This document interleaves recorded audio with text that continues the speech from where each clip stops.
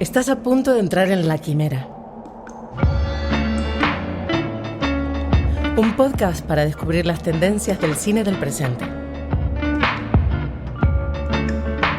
En cada episodio conversamos con destacados cineastas contemporáneos de la mano de Miquel Escudero. La Quimera. ¿Entras?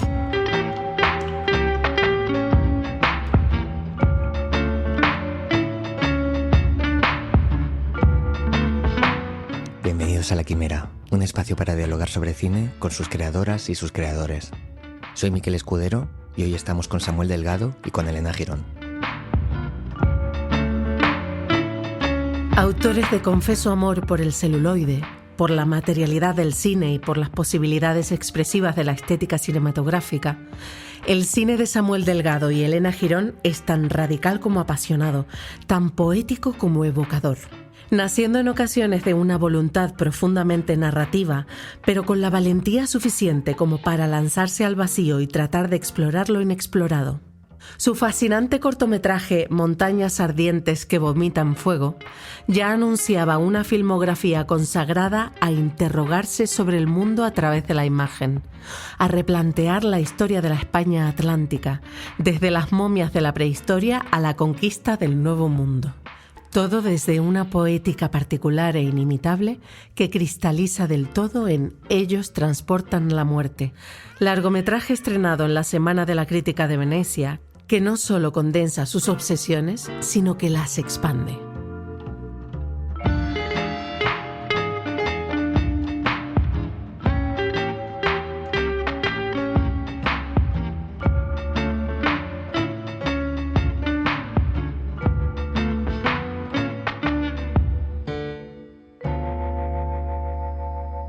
Hola Samuel, hola Elena, ¿qué tal? ¿Cómo estáis? Hola, muy bien, Miquel. Hola, ¿qué tal? Es un placer enorme estar hoy con vosotros y quería empezar preguntándoos si os acordáis de la primera película que visteis, si la visteis en el cine, si la visteis en casa.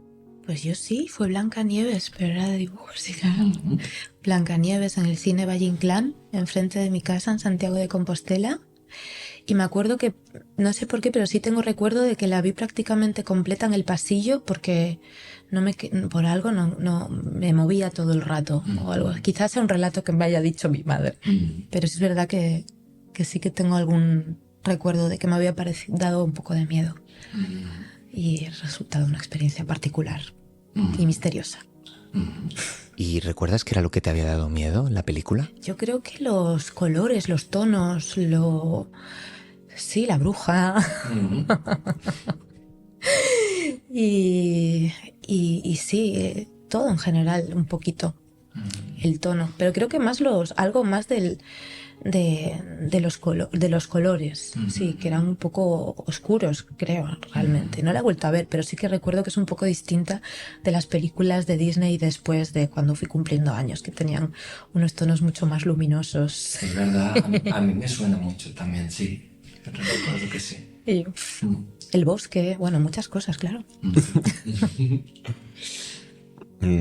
Creo que sí. La primera que recuerdo es La historia interminable. Y recuerdo verla no en un cine, sino en una especie de proyección pública en el ayuntamiento del pueblo en el que vivía en aquel entonces en Tenerife. Y sí, hombre, también peli oscura donde las haya.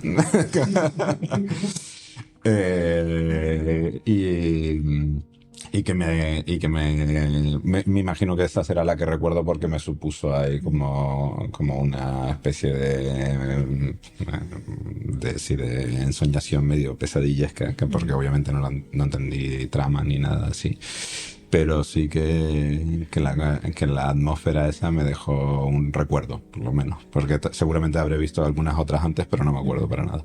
¿Y hubo un momento después en el que empezarais a sentir un deseo por ir a buscar otras películas, por ir a verlas? ¿O recordáis cuando empezasteis a ver las películas con cierto deseo, con cierto interés? Yo sí, pero yo lo recuerdo mucho porque tenía un amigo de mis padres que pasó todos sus VHS a DVD. Y entonces me regaló una caja gigantes llenas de VHS con todas sus películas viejas. Y eran como del orden desde Hitchcock al acorazado Potemkin, pasando por alguna de Tarantino, a, bueno, así como un sinfín, una caja gigante. Y claro, yo los fines de semana iba mucho a pasarlos a la aldea, a mi pueblo, porque estaban mis abuelos vivos y íbamos prácticamente todos los fines de semana. Y eran para mí muy tediosos. Y sí que me acuerdo de empezar a ver como con gran interés como todas esas películas de manera muy solitaria, porque tampoco lo compartía con nadie, sino que me las ponía. Y básicamente como que me empezó a descubrir como, pues eso, el cine en blanco y negro, cosas que de ninguna manera me hubiera acercado, yo creo, si no hubiera sido primero por el aburrimiento que tenía en aquella época de mi vida. Y por otra, creo que por ser como también una experiencia individual, ¿no? Como que generas, ¿no? Con las películas como un diálogo muy particular a una edad temprana, que es como que tampoco lo puedes hablar con nadie porque... Claro. Y muy azaroso, porque ya te digo que fue un poco, gracias a este hecho un poco fortuito. Yo con él intercambiaba ahí como muchas conversaciones y debí decir, bueno, mira, seguro que igual le pueden gustar, pero vamos, que era como eso, muchas películas muy diversas.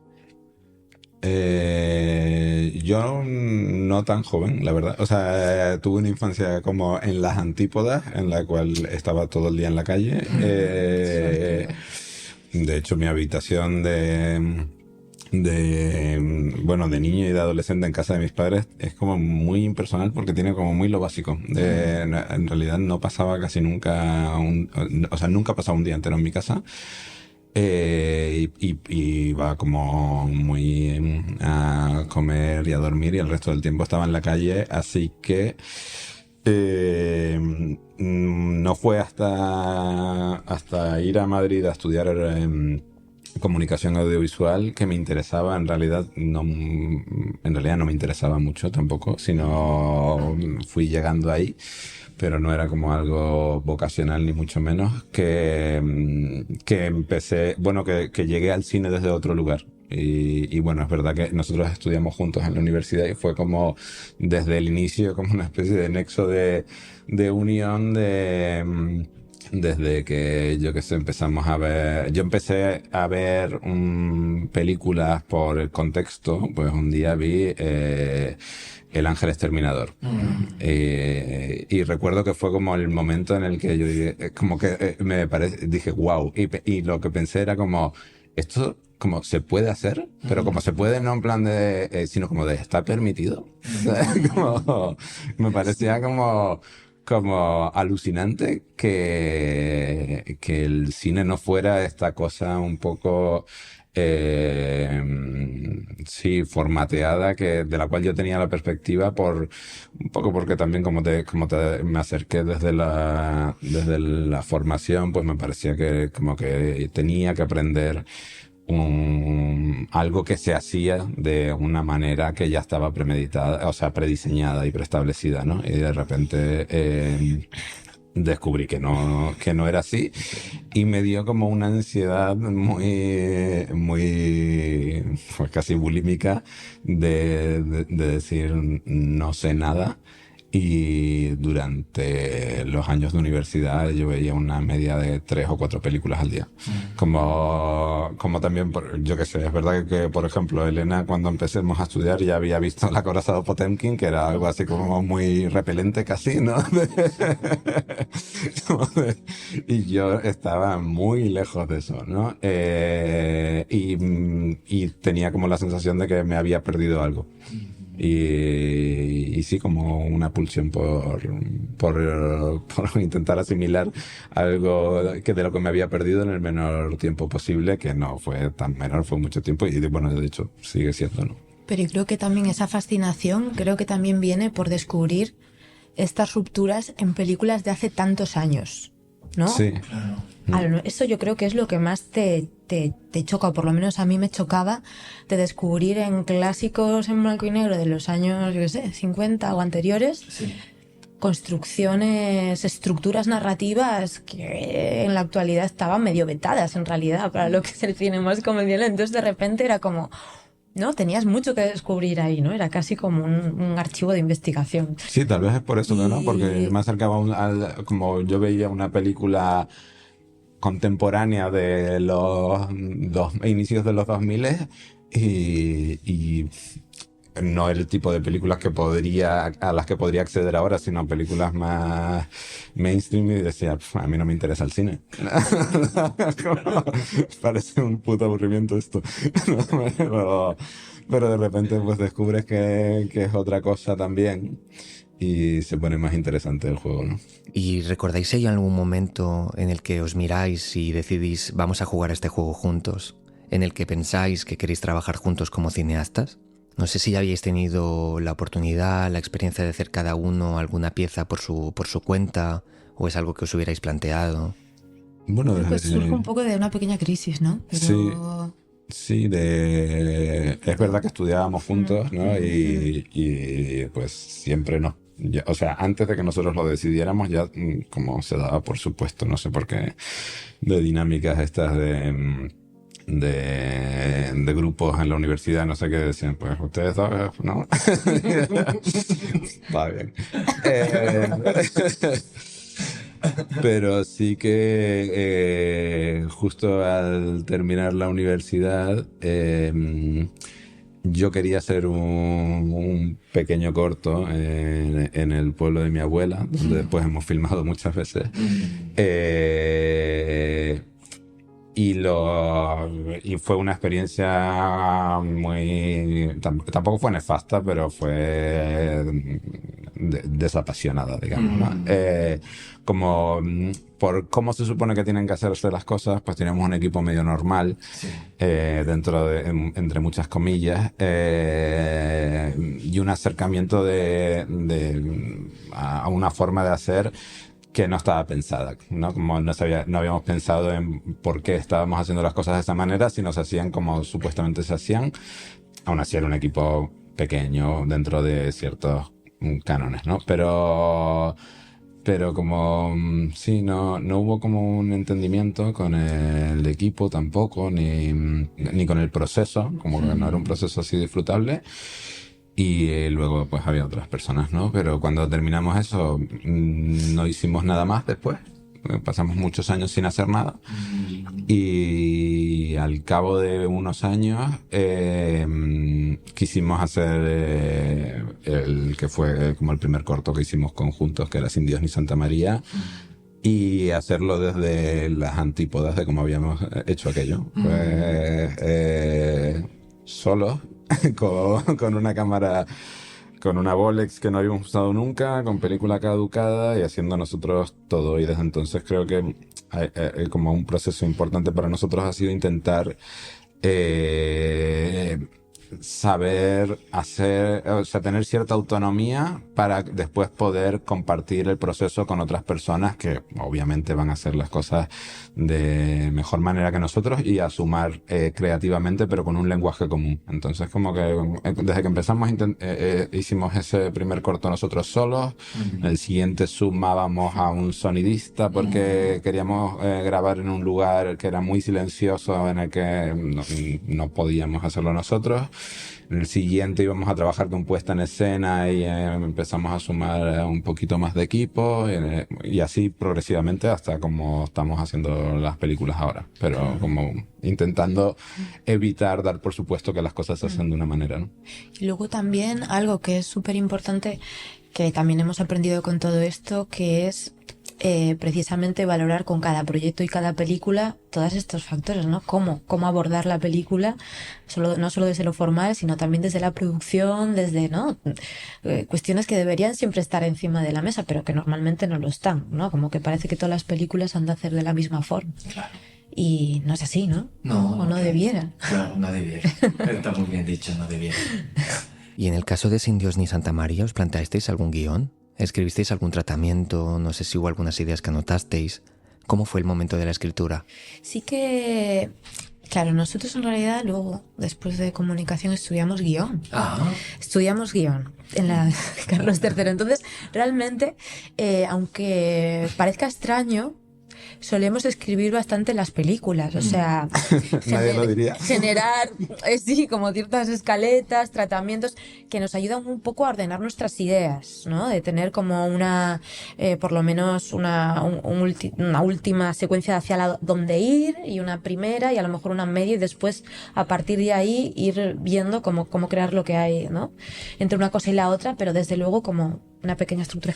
Y es verdad que con la primera película, que fue Sin Dios ni Santa María, teníamos como más que nada una lista de acciones que la abuela de Samuel, Enedina, pues sabíamos que hacía todos los días, ¿no?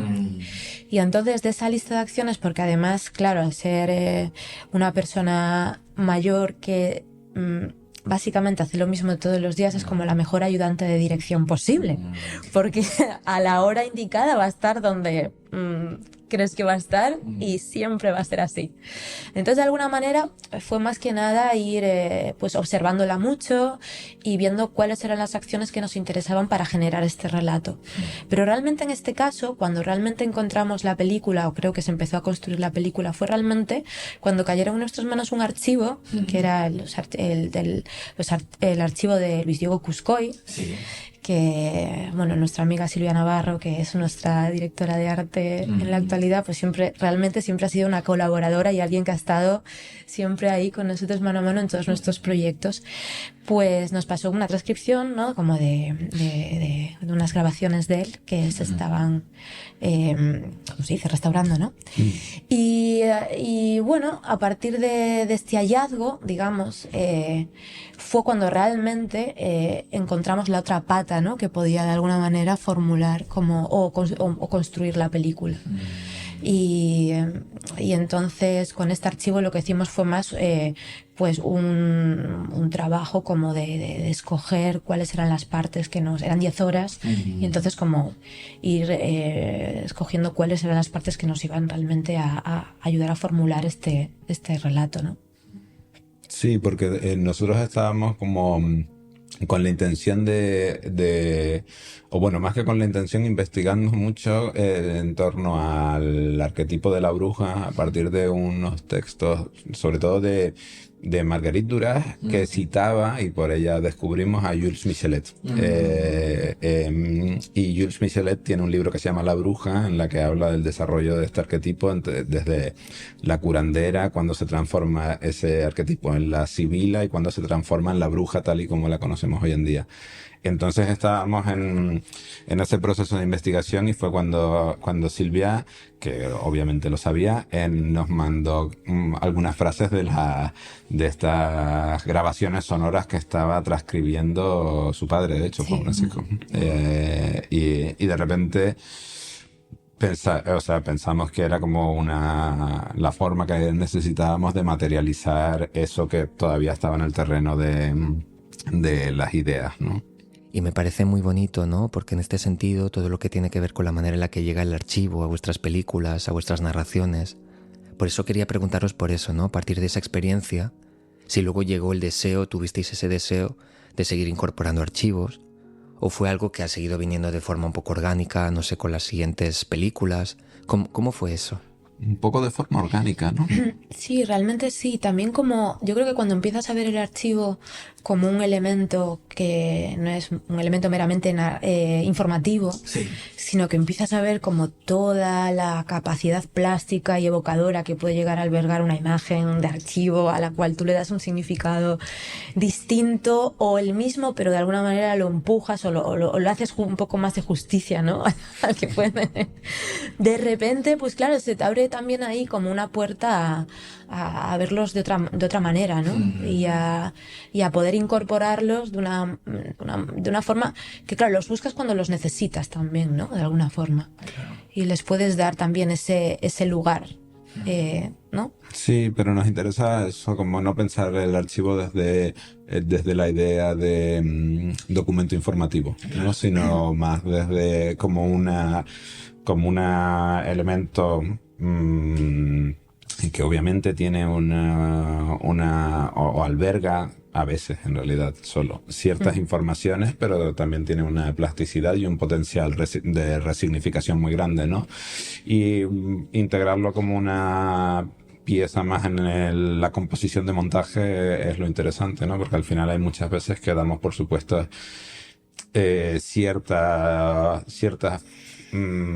preconfiguraciones del montaje, como puede ser la sincronía sonora o la continuidad a veces, o qué sé yo, como sin reflexionarla, ¿no? Como sin pensar que por lo menos se está tomando una decisión, ¿no? Cuando en el momento en el que se sincroniza el sonido, un sonido con una imagen, hay una decisión ahí, ¿no? Y creo que es algo que también tiene que ver con la idea, con algo que nos inspira el haber trabajado mucho con Bolex, ¿no? Que es una cámara con la que no se puede grabar sonido sincrónico porque no va a 24 fotogramas por segundo de forma constante, es muy ruidosa y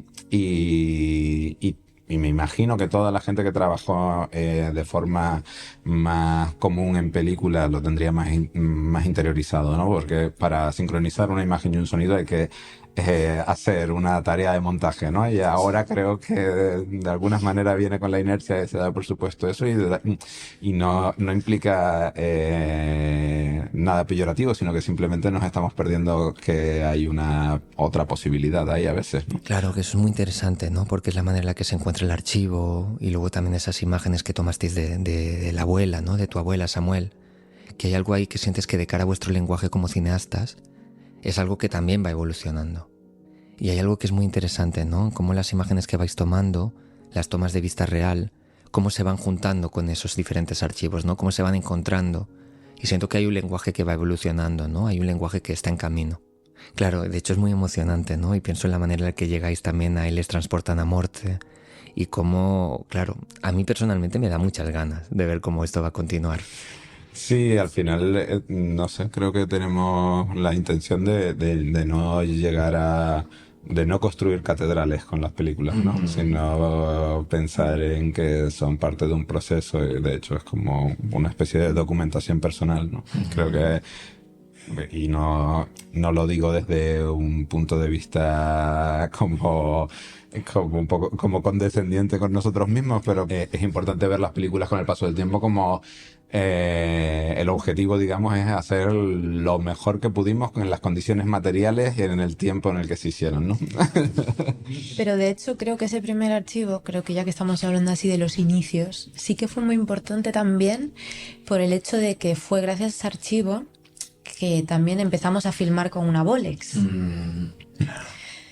Y eso sí que es algo que nos ha acompañado hasta ahora, ¿no? Que seguimos filmando con la misma cámara muchos proyectos, ¿no?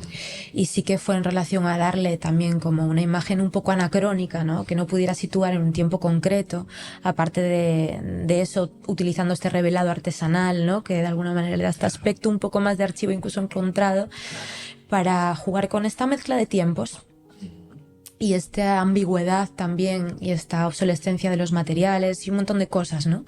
Pero es verdad que fue muy importante por muchas cosas. Sí, que tenemos mucho cariño en realidad porque descubrimos eso, ¿no?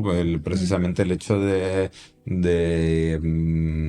poder intentar hacer imágenes que nos ubiquen en un tiempo concreto, ¿no? Como...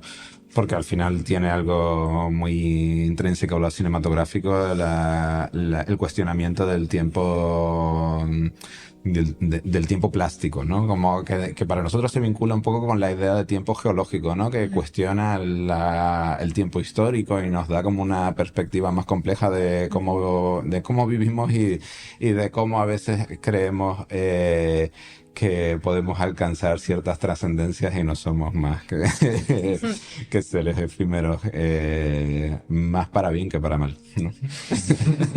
Y porque nos puso también como el dilema, que creo que esto es algo que pasa en todas las películas, pero con esta parte tan apasionante del cine que es pensar en cómo formalizar las ideas, ¿no? Que es como lo más complicado, pero a la vez también lo más divertido, ¿no? De pensar en cómo llegar a formalizar algo en relación al material que estás tratando y al tema, ¿no? Como el equilibrio entre el fondo y forma que te empuje como a estar siempre, a que esté siempre presente, ¿no? Esa tensión y a estar buscando siempre ese pequeño equilibrio. Y sí, realmente como para ser esta primera película nos puso como muchas crisis, ¿no? Que nos hizo como de alguna manera generar un sistema de trabajo que de alguna manera nos acompaña hasta ahora y espero nos acompañe en muchos años. Que no nos cansemos de estar pensando en estas cosas. Y ojalá que no os canséis nunca, ¿no? Porque creo que eso es lo que caracteriza vuestro cine. Por eso vuestras películas son vuestras películas. Bueno, hacemos una pausa en la entrevista para dar paso al espacio de Beatrice Fiorentino, que en cada episodio nos presenta una tendencia del cine actual. Conceptos clave del cine contemporáneo. Hoy, hacia un cine transnacional. El cine es como el ave fénix. Siempre encuentra la manera de renacer de sus propias cenizas y reinventarse a través de nuevas fórmulas estéticas y narrativas, pero también productivas. De hecho, desde los años 2000 hasta hoy, la propia forma de hacer cine ha cambiado radicalmente. Con la desaparición de la figura del productor como principal financiador, se han hecho imprescindibles otras vías. En la actualidad se monta una película participando en convocatorias de subvenciones, a través del crédito fiscal y, sobre todo, mediante coproducciones internacionales, es decir, el acuerdo entre 2 o más productoras cinematográficas de distintos países para la producción conjunta de una película. Este modelo permite compartir recursos financieros, técnicos y creativos y también beneficiarse de incentivos fiscales, fondos públicos y facilidades proporcionadas por acuerdos entre Estados. Los costes de producción se reparten entre las empresas implicadas, lo que reduce el riesgo económico para cada socio. Además, muchos países ofrecen financiación o exenciones fiscales a las producciones internacionales, lo que facilita la recuperación de la inversión. No es algo totalmente nuevo, ya que en el pasado las grandes superproducciones estadounidenses también se beneficiaron de coproducciones con países económicamente más frágiles, capaces de sacarle provecho a la singularidad de ciertas localizaciones y a la presencia de equipos técnicos con costes muy asequibles. El hecho es que en los últimos años la coproducción internacional se ha convertido prácticamente en el único modo de hacer una película. Este modelo, por supuesto, también ha podido imponerse gracias al progresivo proceso de globalización, debido al acortamiento de las distancias físicas, a las interconexiones facilitadas por la tecnología y al aprovechamiento de programas económicos especiales diseñados expresamente para apoyar a la industria audiovisual. Se hace de la necesidad virtud. Las coproducciones entre distintos países se convierten en la estrategia común para obtener financiación y también para acceder a diferentes mercados y ampliar el público. Desde la idea de la película y en su fase de desarrollo, se crea en torno al proyecto una densa red de contactos y de eventos, talleres, foros y laboratorios orientados no solo a su realización, sino también a su posterior participación en festivales y ventas internacionales. En efecto, es innegable que los festivales de cine como Cannes, Venecia, Berlín o Sundance, y también los que se celebran en ámbitos territoriales más limitados, ofrecen un escaparate privilegiado al cine independiente de autor de todo el mundo. Gracias a estos festivales, los cineastas y las producciones ajenas a Hollywood encuentran un espacio para llegar a un público internacional, normalmente al margen de los canales tradicionales de distribución comercial. También hay que mencionar que plataformas de streaming como Netflix, Prime Video, Apple TV o Disney Plus han contribuido a la circulación global de películas y series de televisión de diferentes orígenes culturales. Obras que antes habrían permanecido confinadas a los mercados locales ahora pueden llegar a un público internacional, como ha ocurrido recientemente con la serie española La Casa de Papel. Sin embargo, hay otra cara de la moneda. Este proceso conlleva una inevitable contaminación de las identidades culturales y nacionales, ya que es necesario imaginar historias accesibles a públicos y latitudes diferentes. Al intentar satisfacer y adaptarse a un gusto global y estandarizado, se corre el riesgo real de favorecer una homologación cultural o la previsibilidad de ciertas coyunturas narrativas, como el tema recurrente del viaje en sus infinitas variantes, o la llegada repentina de un pariente, amigo, conocido o perfecto desconocido de un país extranjero, mientras que sería sumamente importante preservar las características lingüísticas y culturales de las distintas cinematografías o superarlas avanzando hacia un cine que pueda definirse como universal o transnacional, pero no globalizado. Por supuesto, hay cineastas que aprovechan plenamente la oportunidad de la producción internacional, trabajando en torno a una idea de cine fuerte y autoral, única, reconocible y personal. Pensemos en algunos nuevos cineastas independientes españoles que en los últimos años han sabido imponerse dejando huella en el panorama de los festivales internacionales, beneficiando de la presencia de diferentes procedencias culturales. Albert Serra, Lois Patiño, Oliver Lache, Elena Girón y Samuel Delgado, Carla Simón, Laura Ferrés, Elena López Riera y muchos otros.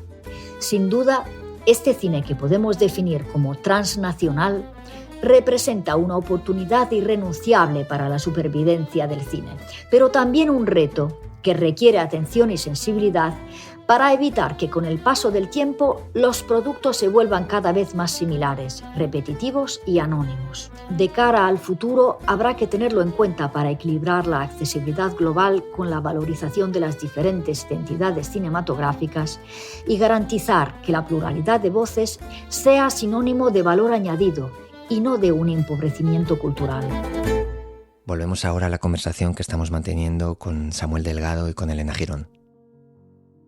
Y hay algo que es muy emotivo, que creo que tiene que ver con la distancia, con aquel momento en el que vais a tomar esa Bolex, que vais a ir a casa de la abuela de Samuel y vais a pensar desde el lugar en el que os vais a situar, ¿no? ¿Cómo va a empezar ese rodaje? Sí, bueno, para nosotros siempre habíamos tenido, bueno, siempre seguimos teniendo como una fascinación con lo real, ¿no? Y al mismo tiempo una cierta fobia, o más que fobia, respeto extremo a la ficción y a lo ficcionado, ¿no? Y bueno, claro, esto tiene que ver con la idea de descubrir cosas durante el proceso de trabajo, ¿no? Y cuando trabajas con materiales de lo real, es más posible a priori tener hallazgos o descubrimientos que también a priori, y en ambos casos, no siempre, que con la ficción, ¿no? Pero en el caso en concreto de cuando rodamos con mi abuela, la intención tenía más que ver también con la idea de vincularnos de una manera, o de descubrir cómo vincularnos y de reencantar un espacio y una realidad que era la de la casa de mi abuela, su pueblo y ella, ¿no? También como una forma de relacionarnos con ella, porque los dos, yo obviamente desde que nací, pero los dos habíamos estado mucho tiempo en esa casa, ¿no? Antes de decidir filmar ahí. La relación con mi abuela cambia por medio de esa experiencia de rodaje, ¿no? Y porque al final es como, bueno, mi familia materna, que es la que es de Lanzarote, eran jornaleros al servicio de un terrateniente, con los cuales yo había convivido durante mucho tiempo, todos los veranos, varios meses, etcétera, pero había como, claro, una distancia entre nosotros en el sentido de que a mí me pasaba algo muy curioso, como era, por ejemplo, no entender casi a mi abuelo cuando hablaba, porque tenía un acento tan cerrado y tan para adentro, ¿no? que no conseguía comunicar con él bien, aunque nos teníamos mucho cariño, y con mi abuela me pasaba algo similar, ¿no? Y por medio de este juego que hacíamos con ella,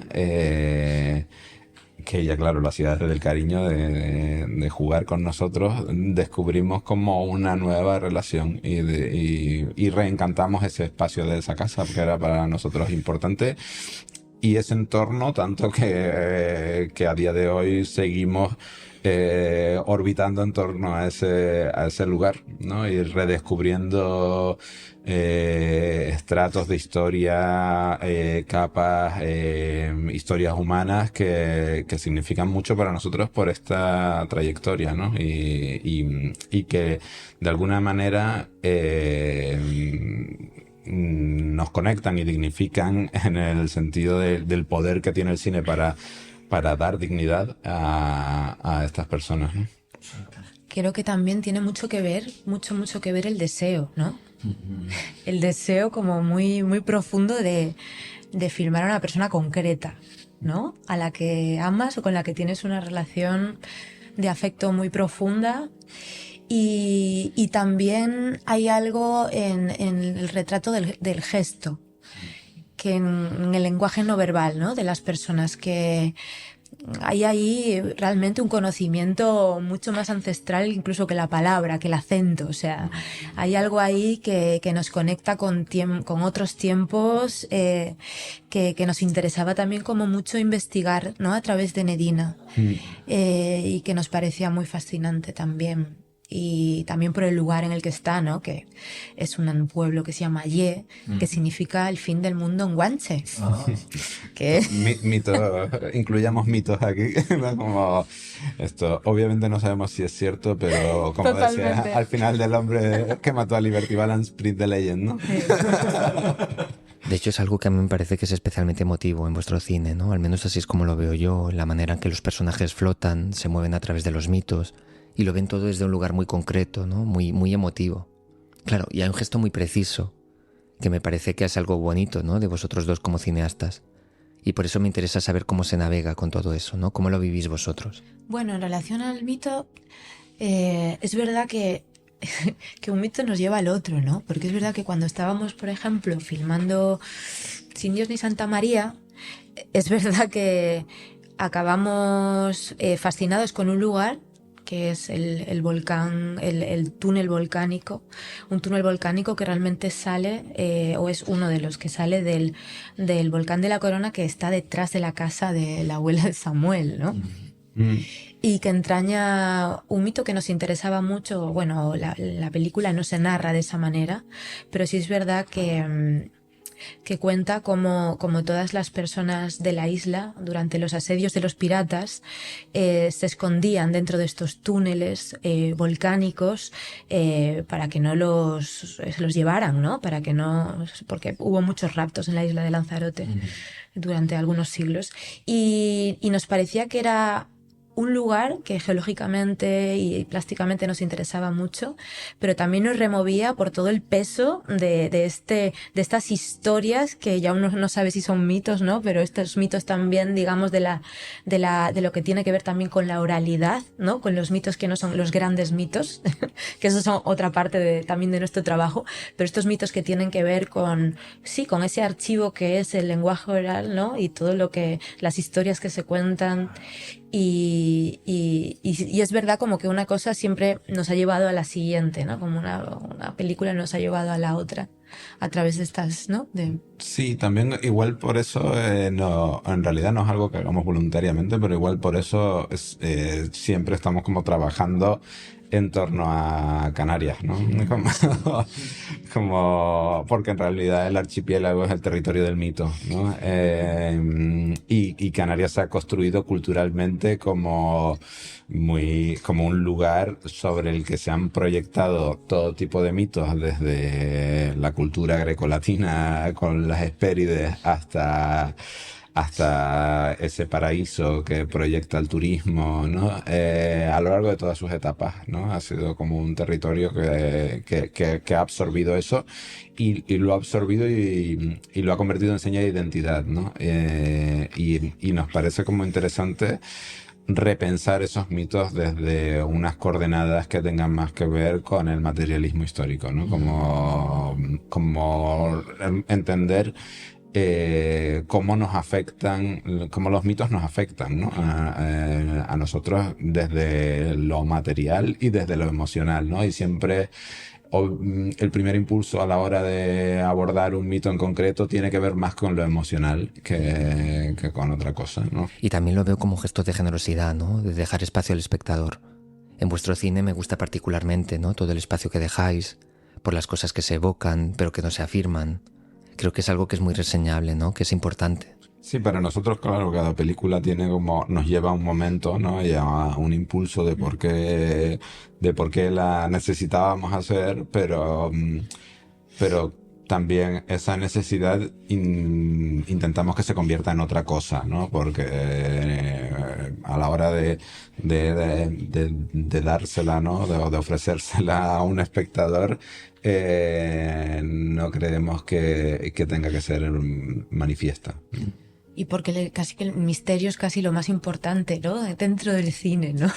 Esa parcela de aquello que no podemos comprender del todo, pero lo cual después de ver o de atravesar, por ejemplo, ciertas películas, ciertos libros, ¿no? El arte, la comunicación es un poco para lo que sirve, podemos verlo desde otro punto de vista, o sea, como descubrir diferentes capas que antes no podíamos ver, que eran invisibles, ¿no? Y de pronto es como, ¿no? Esa forma de percepción aumentada que te permite el cine, ¿no?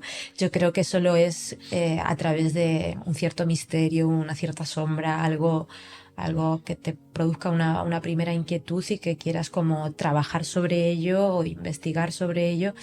No creo que con la intención de descubrir algo claro del todo, porque no sería la respuesta correcta, sino casi construir como nuevas dudas en relación a esto, ¿no? A esta nueva visión un poco que te permite tener. Estaba una bruja enamorada de un Tai González ahí, y fue a verla, y ellos acostumbraban de enamorar hasta que se oscureciera, y cuando se oscurecía se marchaba. Estaban enamorando, y cuando salió por el camino para allá más allá del camino, eso, una cor tan bonita y tan florecida y tan bonita, y le da por agarrar y cortarle una hoja, y era una oreja de la bruja, de la novia. La novia le salió aquello como una cosa bonita, una cor muy floridita, muy bonita. Y él le dio por cortarle una puntita, y era la oreja de la novia. Y siempre se casó con él.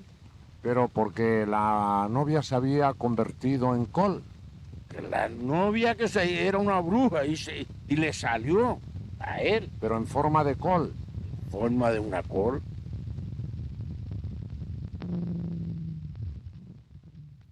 Estas nuevas dudas, ¿no? Cuando quedan un gesto más pequeño, más concreto, más sencillo. Y del cortometraje hay un momento en el que os planteáis cómo vais a empezar ese primer largometraje, que se le transportan a muerte.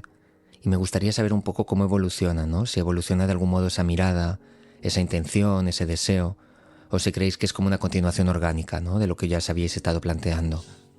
Extrañamente yo sí que lo sentí cuando lo estábamos haciendo como algo muy orgánico. De alguna manera como aglutinaba como muchos temas o muchas ideas sobre las que de alguna manera llevábamos años trabajando, ¿no? Desde Sin Dios ni Santa María, ¿no? Pasando por Montañas Ardientes, que de alguna manera en un largometraje pues nos permitían desarrollar de una forma absolutamente distinta, ¿no? Precisamente por la temporalidad que te permite narrar de una manera totalmente diferente.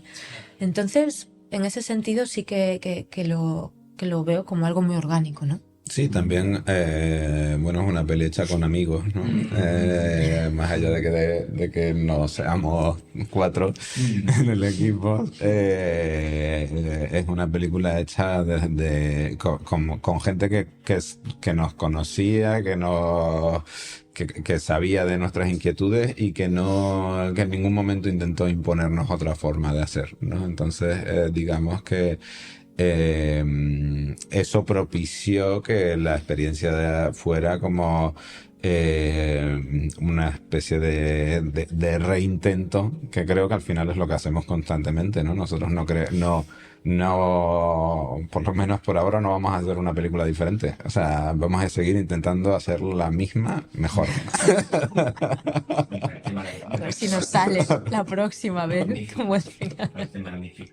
Y con respecto a eso, ¿cómo lo vivisteis en vuestro camino como cineastas, como autores? El hecho de tener esas diferentes personas, ¿no? Que quizá no estaban en ese mismo espacio, pero que poco a poco se van incorporando a vuestra aventura, a vuestro camino. ¿Cómo es ese momento? ¿Cómo van llegando? Pues muy placentero en muchos casos, porque es verdad que nunca habíamos, por ejemplo, trabajado con un ayudante de dirección, sin el cual después no sabíamos casi vivir, que es Óscar Santamaría, ¿no? Que son de estos, por ejemplo, con un montador, ¿no? Con Manuel Muñoz. Sí. Claro, eso sí que nos lo planteamos muy... Al inicio era como, no, es que nos parecía muy raro no hacernos cargo de eso nosotras, ¿no? Y fue la mejor decisión que pudimos tomar. O sea, fue como de estas decisiones que fue casi un milagro, ¿no? Que apareciera Manuel en nuestra vida. Y no sé, fue como relativamente sencillo y como muy... Y luego también estas personas que siempre han estado, como Silvia Navarro, ¿no? Que de repente pues nos ha acompañado en todo este viaje y que nos conoce muy, muy bien. Y es alguien con que tenemos que hablar muy poco, porque hay muchas cosas de base que ya están habladas y ya nos entendemos a la perfección. Entonces de repente hay ahí como, bueno, sí. Como sobra decir con José, ¿no? Con José Alayón, que en realidad no lo sentimos como incorporación porque es como fue la persona que venía a ver los cortes de Sin Dios ni Santa María cuando estábamos amargados montando en casa en agosto con 40.000 grados y desesperados a las 3 de la mañana, era él, ¿no? José ha estado desde la primera película hasta y ahora mismo también en la siguiente. Por eso es como que parece que sumemos gente, pero en realidad han sido como algunas sumas muy placenteras y otras simplemente continuaciones, ¿no? De lo más, lo más interesante de hacer cine, que es hacerlo con amigos, ¿no? Y con estas nuevas incorporaciones, con este grupo de amigos que habéis continuado trabajando juntos, ¿ha llegado algún momento en el que habéis decidido plantearos un nuevo proyecto? ¿Están también esas personas en el proyecto? Pienso en Silvia Navarro, en José Alayón. No sé si queréis contar algo de las cosas que os estáis planteando los dos juntos ahora en este nuevo proyecto y si hay algo que queráis compartir sobre eso. Sí, bueno, de hecho viene muy a la charla esta porque es una película ambientada en La Graciosa, que es un islote muy pequeñito enfrente de Lanzarote, enfrente del pueblo de mi abuela, en el Mirador del Río. Es una película que surge de conversaciones con ella,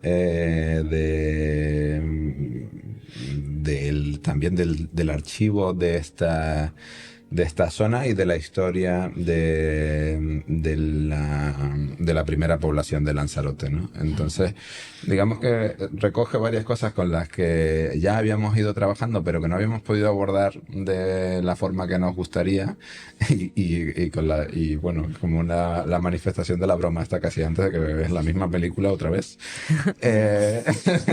Esperemos que mejor. En la cual están los amigos que nos acompañaron en la película anterior,